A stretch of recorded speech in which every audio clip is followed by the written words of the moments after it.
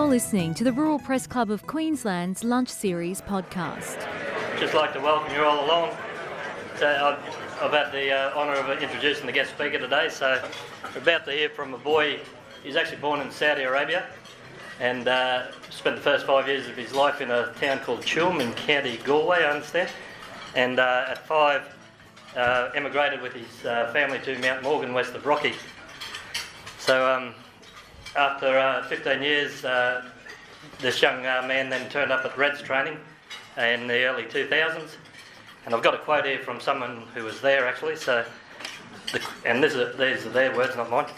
It says, "I always laugh about the fact he has a bald head now and a nose pointing 6 directions, because I still remember the first day we started training at the Reds College. He rocked up with a wafro, which is a white afro, and I remember looking at this young bloke and thinking what position he played, as he hadn't grown at that stage, and his nickname was Squeak." So 15 years later, he was our nation's captain, bald, built like a tank, and a nose that you could snowboard on. As I said, not my words. And I thought, there's not much different to life. Rugby just speeds up the process, unquote. So in that 15 years from that day, Steve has gone on to play 129 tests for Australia, second most of all, and 26 as captain. He's 14th most capped player in the world. The only Australian hooker to play 100 tests. Captain Australia to a World Cup final. He's the most capped Super Rugby player with 176 games, 59 for the mighty Reds. And he's only the second Australian to play 100 tests and 150 Super Rugby games. So a great achievement in his rugby career. And nothing stops Steve Moore. Even his first test as a captain done a season-ending ACL, but came back after that. So Steve's now moved on to the second phase of his working life. When he finished his rugby career, he was quoted in an article to say that he didn't think he could replicate the buzz and everything that goes with top rugby internationally. But now he's retired in Brisbane, being able to spend a bit more time with his wife Courtney and his 3 children.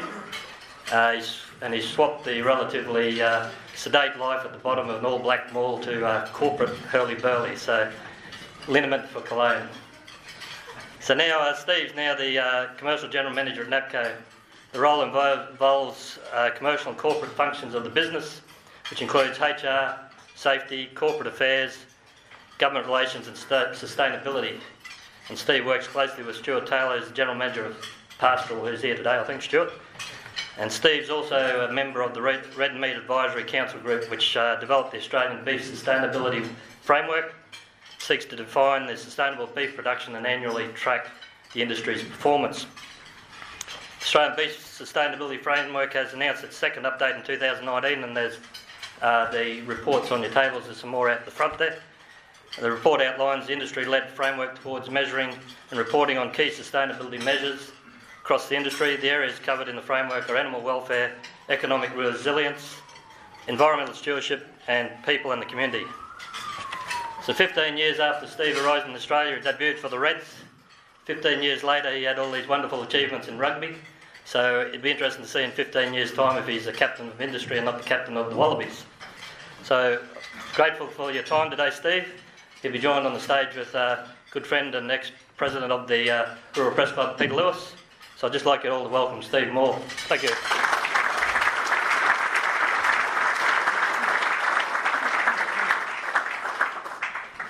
I gave basically Steve the option to pick whichever chair he wanted, because I just figured that's the way this guy rolls. I mean, you don't race up and try and kick and shoulder him out of the way, and he has chosen to play from that side of the field today. Unfortunately, and I'm a bit disappointed really as I look around the crowd today, it is Queensland Day, and I know that not everything that our Premier says is followed up as enthusiastically as it might be by all Queenslanders, but she did appeal to as many of you as possible to wear something maroon today in lieu of a minor level football match that was on last night. And I seem to be the only one who's actually taken the Premier's thing to heart. So I will wear it, and thank you very much for mentioning it. It's a cracker, mate. She'll put it on.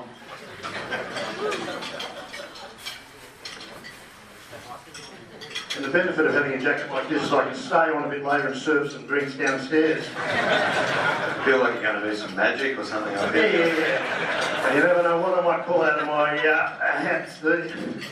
Just remember I'm asking the questions, okay? Now, we did mention, Rolly did mention, in fact, Rolly mentioned just about everything I was going to ask you, so it was very encyclopedic. But he did mention that you are a Queenslander by choice, not by chance.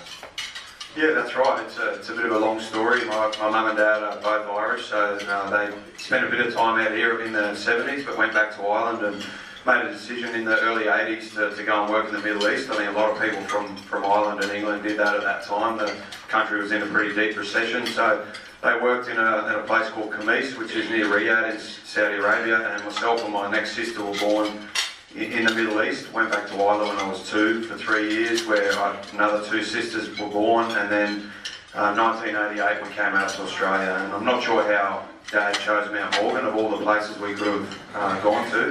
That's a dartboard or something that he just threw at a map of Australia, and there we landed. So Mum had 4 kids under 4, so I imagine it would have been a fair culture shock for both of them coming from Galway on the west coast of Ireland to central Queensland. But we spent 10 years there and had a great time. It was a fantastic place to grow up, and we spent a lot of time in Rocky as well, of course, only half hour up the road. And I was actually back up there only a few weeks ago, and I think I've never seen a place change so little in 25 years. It's been still exactly the same as we left it all those years ago, so I think sometimes that's a good thing, isn't it?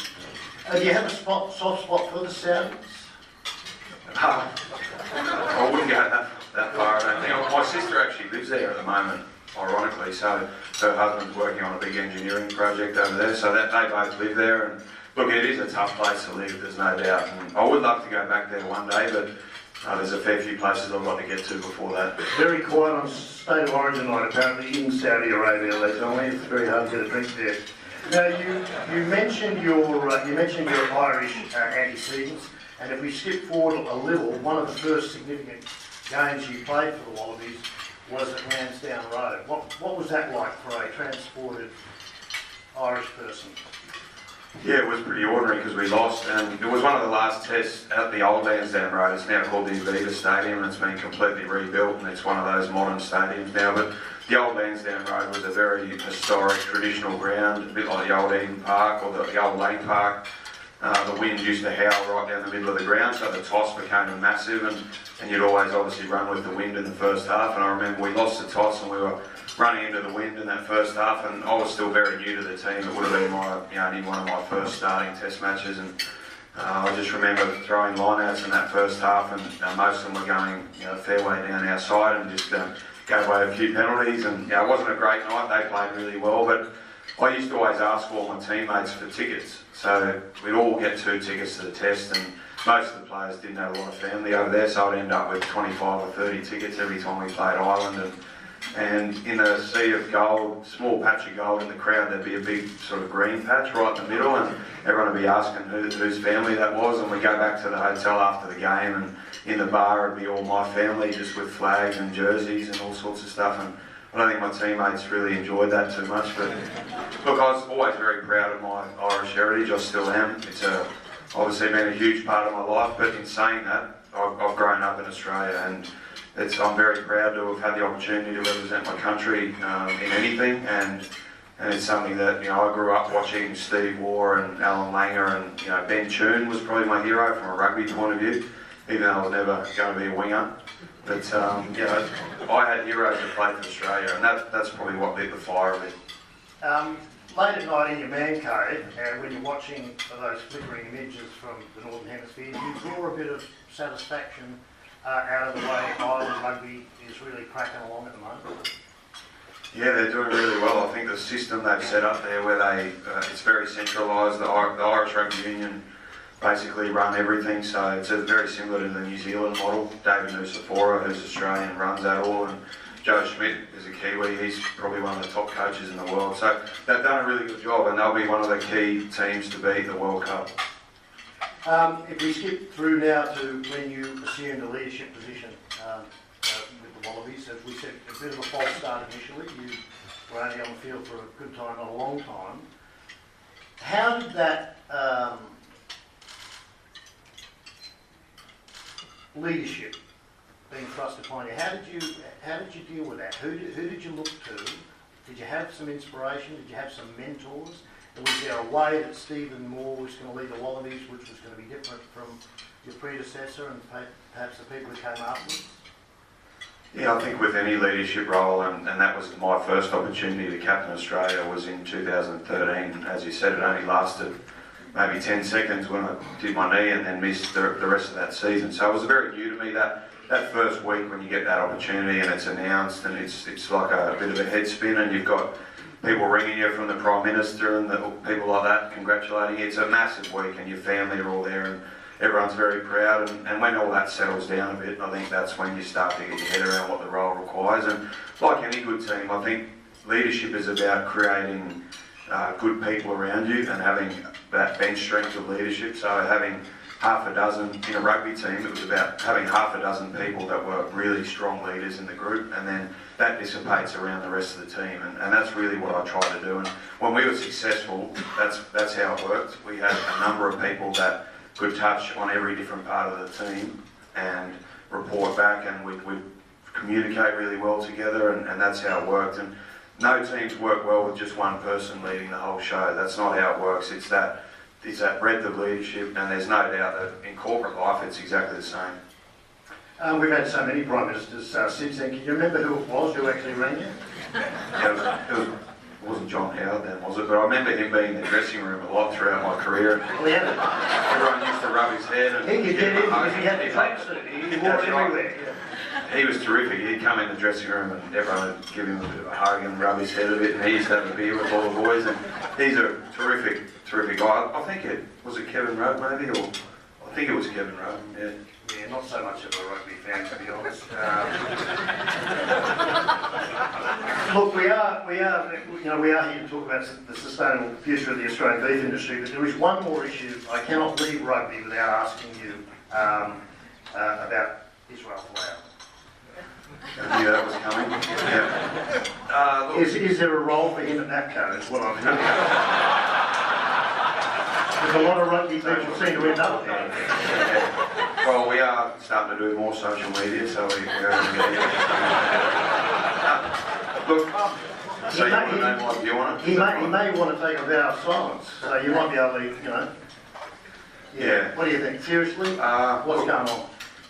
I'm not a fan of prescribing what people can and can't do, and I don't think that's a great way to run anything. So, in the same breath though, I don't think that Israel's done the right thing by the team or the game. I think this sort of stuff needs to be catered for within the team environment. So when that happened last year, he should have been brought in with the senior players and made really clear that kind of stuff isn't allowed in the team. And it's not about what he said or what his feelings are. It's just that things that are controversial put pressure on the team and the game at a time when the game's already under enormous pressure. You know, they've got enough issues to deal with without having another one, and things like that. You need to have discretion about where you do it and when you say it. You need to have respect for your team, and it probably comes back to that whole, when you pull that jersey on, you're representing the nation, you're playing for your country, and it's a very important role, and it's something that I always took really seriously, and you've got to put the team first in everything you do, and Israel didn't do that, and he deliberately didn't do that, and I think that's disappointing. Can the Wallabies get their head in the right space, given all these distractions, and really pitch up in Japan?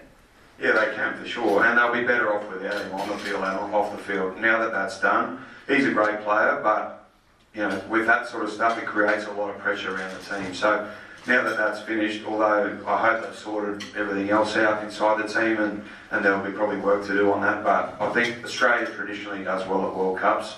We'll do well with that siege mentality. Michael Cheika absolutely thrives on that type of mindset where no one thinks you can win, and that'll certainly be the case. I think a lot of people have already written Australia off, and it wasn't that much different last time. We had a very tough group with Wales and England being the home nation, and we got through to the final. So Cheika will have a good plan, and I think they're a good chance. And you throw obviously New Zealand, South Africa, England, Ireland, and I think probably Australia. Out of those five, I think you'll see the winner. Just taking back to your university days, what did you study at UQ? I actually studied biomedical science, of all things. So I wanted to do medicine when I left school. So I wasn't that good at rugby at school, and I finished my study and went to uni, and that's where I started playing rugby. Was at UQ, and I studied biomedical science. It took me a little while to finish it because then the rugby started to ramp up. So I was doing anatomy and pharmacology and physiology, and ended up helping me a lot through my rugby career because I always knew what the physios were talking about when I was injured or anything like that. But it was good. I think it's not so much about what you studied, it's the process and the discipline to actually complete something and put your mind to something over a period of time, and that's what, I'm proud that I finished that. You didn't hanker to maybe become Dr. Moore post your professional rugby career? Not really, no. I fell out of interest with it, to be honest, over time, and I became more interested in other things like business and the corporate world. I've loved learning about that over the last 12 months, and it's been great. So the thing with medicine, it's a long road. I've got mates that I've finished school with, and they're still training, so it seems to go forever, I think. So how did you reach the decision to get involved in the beef industry? You must have had a lot of options when your career finished. You would have made a lot of contacts, and a lot of people would have said, Steve, come and work for us. Yeah, I actually had a year to go on my contract, so I made the decision to retire from the game. It was becoming hard for me physically to compete at a level that I felt like I needed to. So I made the call to retire, and I started talking to Damien Frawley, who's the CEO of QIC, and at the time was the chairman of NAPCO, and I had a few discussions with him about what NAPCO was up to, and Phil Cummins, who's here today, was the new CEO at NAPCO, and there was a role, working together with him, and I went for it, and I've really enjoyed being part of the industry and learning from everyone that I've been working with, and also people in the industry. People have been terrific with their time and their knowledge, and I'm very appreciative for that, because I suppose I could have stayed in what I was doing. I could have done coaching or administration or commentary or something, but I was very keen to get out of my comfort zone and learn something new and learn a new skill set, meet new people, take on new challenges, and I think this is a great place to do that. The beef industry, or the food industry, if you want to talk about it like that, is a wonderful opportunity for Australia to do great things, and we already do that. But if you look at an area where we can be world class, this is one of them. So I think we need to acknowledge that, and into the future lies some great opportunity. So the other thing I will say, I've also got a lot of colleagues here that have been terrific to me with their knowledge and time over the last 12 months, and even Stu Taylor's been mentioned, but he heads up our pastoral business, and the knowledge that he's got about the actual animal production and the properties and all that sort of stuff has been immensely valuable to someone like myself. So using people around you, as I said, that's how you learn. Just keep asking, keep reading. I mean, Stephen Moore coming into an organisation at the time you did also coincides to a very large extent for NAPCO sort of stepping out of it, because they used to fly under the radar a bit when Nigel Alexander was running the show. It was pretty quiet, compared to the song and dance merchants and some of the other big beef companies, who obviously had to go out there and really hit the stock market with sizzle and sausage. Are you part of that repositioning for them? A big name? No, I don't think so, and it's actually quite the opposite. We're still very conscious of that being understated, and we don't like to talk too much about it. We prefer to just do it, and that's something I was always big on when I played footy. I never was a big fan of the hype around it. I was more into the doing and the actual playing of the game, and that's what I think we've potentially lost a bit of sight of with things like Israel. It'll be great to get back talking about rugby and actually playing the game and winning test matches and that sort of thing. That's really what I think the public want to see, and it's no different in our industry. We'll be part of things where we think we can contribute and be positive and make a difference, but it's not something that we're hung up on, So you do have to have a presence, and part of that is the QIC acquisition has brought probably another layer of attention around the industry. It's the first time that someone like QIC has invested into agriculture, and we want it to work really well. So we have a great relationship with QIC, and part of that just probably means that there is a little bit more attention, and I think it is incumbent a little bit on the corporate ag companies to be leaders in things like sustainability. I think we have the resources to be able to make a difference and do trials and things like that that perhaps other people don't. So I do think it is incumbent on us to sort of show the way and at least contribute to those conversations. In the early part of the 21st century then, is there almost an inevitability that a company of your size will eventually try and brand its own product, as you have done with 5 founders? Yeah, look, I think that was a decision that was made. That's part of our strategy, and we're always going to have our long-term customers that we value really highly, but part of diversifying your customer base is trying to extract value from your brand. You know, we've been around for a long time. We've got people that do their job really well out in the properties, and we want to be able to tell that story direct to the consumer. So that's part of our branded beef proposition, and we're taking it really slowly. James Carson's here as our GM of sales, and he's sort of heading up that area, and you know, we're taking it cautiously. We're just establishing relationships with customers, both domestic and overseas, and if it grows, it grows, and we'll be looking to grow that over the next few years. You've dipped your toe in a little. You entered. You had some entries in the R&A branded beef competition this year. Were you happy with the way the judges came down on that occasion? Oh, look, you're never happy unless you win. I think that's the way I think about it. Anyway, that's probably programmed a bit like that. But unless you come first, then you're never happy, are you? So we did come first. So there's a bit of work to do. Yeah. And tell us a little about the 5 founders. Do you know who they are and what they did? Yeah, by name, you'd have to test me there, Stu will probably know that, but there's going back about 140 years, so there was 5 families. Obviously Alexandria in the Northern Territory is the first lease that they took up in the late 1800s, so that was where it all started, and then over time they've accumulated properties, bought and sold, but held on to a lot of their properties through the Channel Country particularly, and we have a presence at Roma, and also between Springsure and Tambo, and some places around Longreach, Kynuna, and a feedlot at Dalby. So that's our supply chain. We've got all our own cattle. We breed all our own cattle.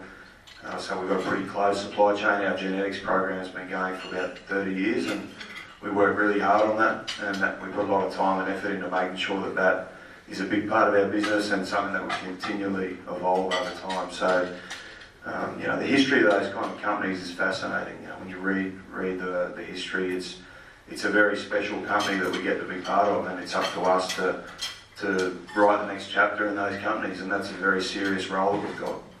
That whole issue of provenance, which you've just very neatly summarised, is really the heart and soul of sustainability program, isn't it? It's actually having a bit of a handle on the land, the water, the veg management, the animal welfare, and the people.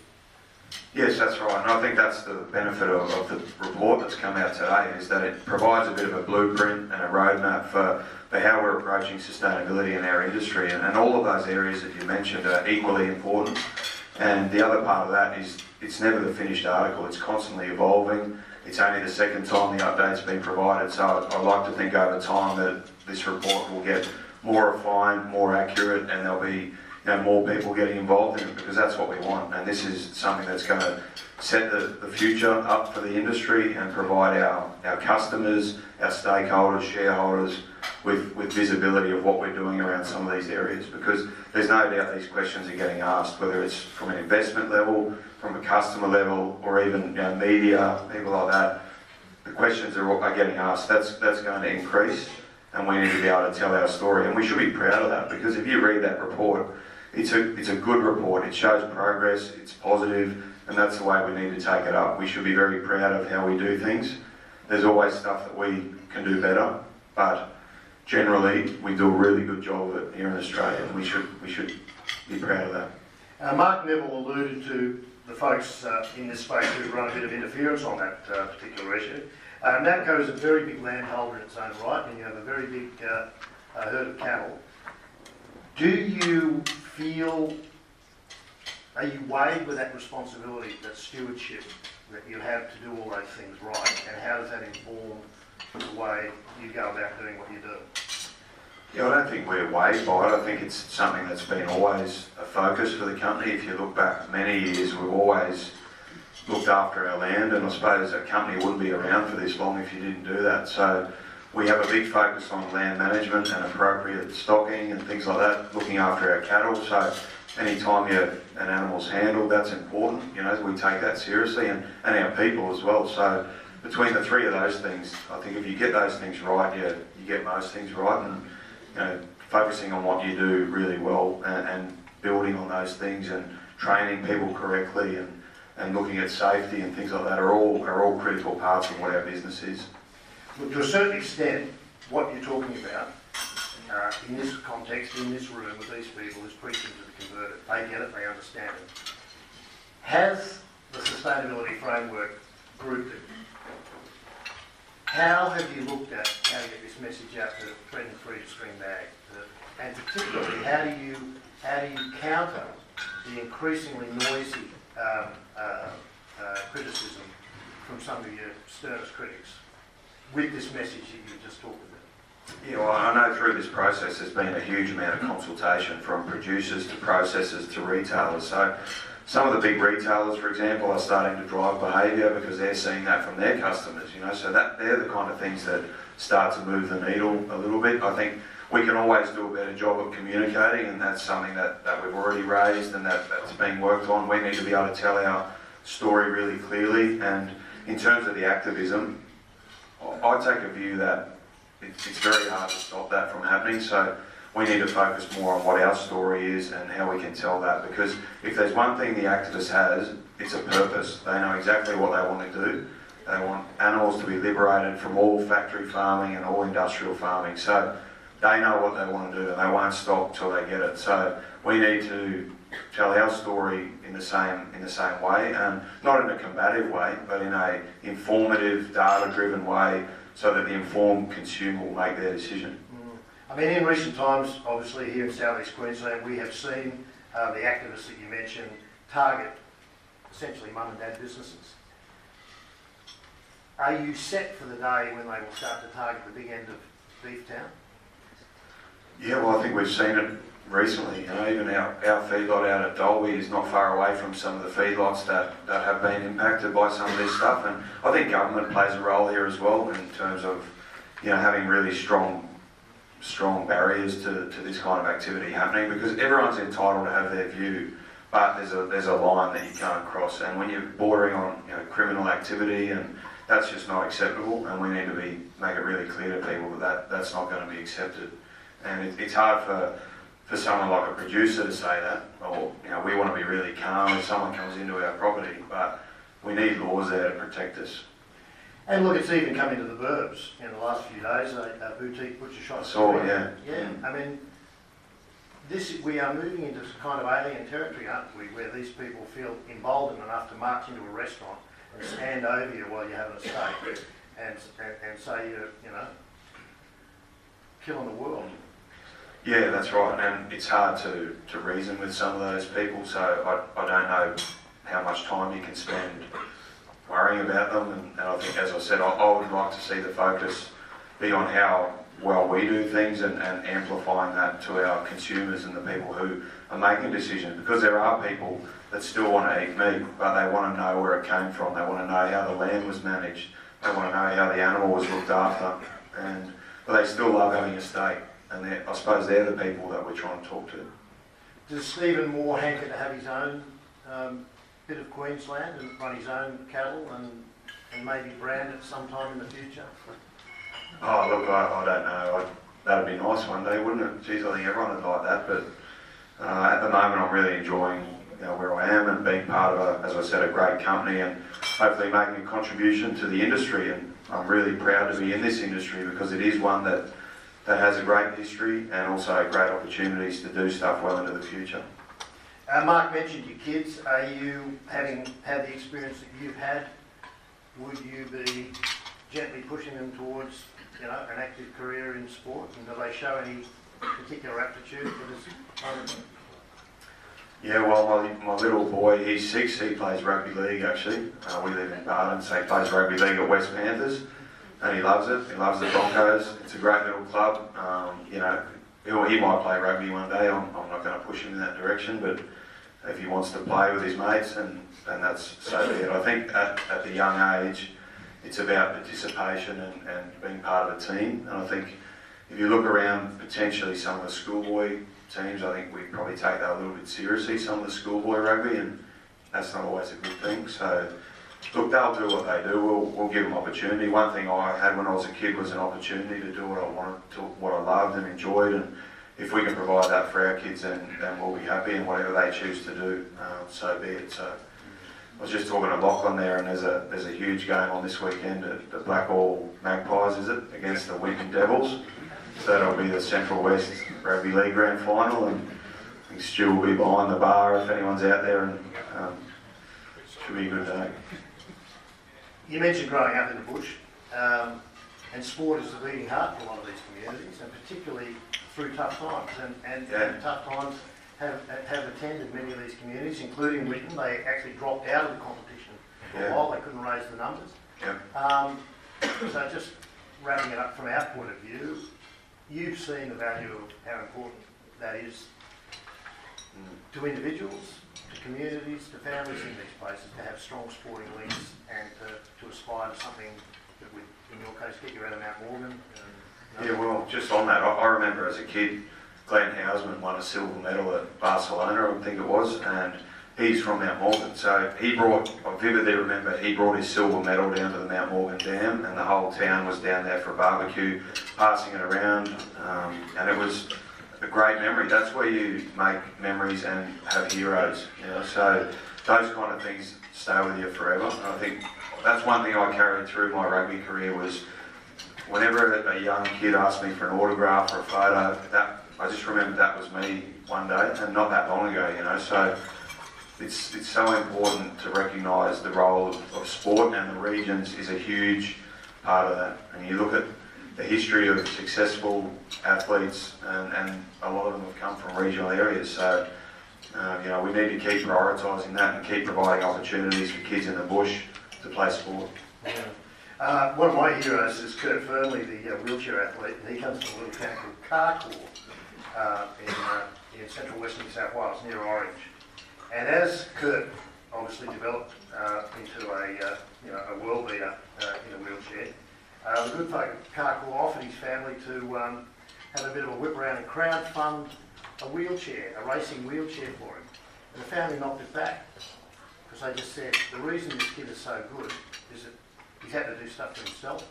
He said it'd be easy for me to step in here and push Kurt around Carcoar, but it wouldn't have made him who he is today. So thanks very much for the offer, but we'll find a means to get the wheelchair, and the rest, as they say, is history. Yeah, and he's a great example of someone who's gone right to the top, isn't he? And he's done his country proud. Today's been a great thrill on two levels. Firstly, getting a chance to speak to someone like Stephen, who I've greatly admired through his playing career, and I'll be watching his business career with renewed interest. And the second significant point is I've never gone through an entire Rural Press Club lunch drinking water. It makes a long day out of it, to be honest. So I'm going to redress that almost immediately. You've been listening to the Rural Press Club of Queensland's Lunch Series podcast. To book a ticket to our next event, visit our website at ruralpressclub.com.au. Music supplied by audionautics.com.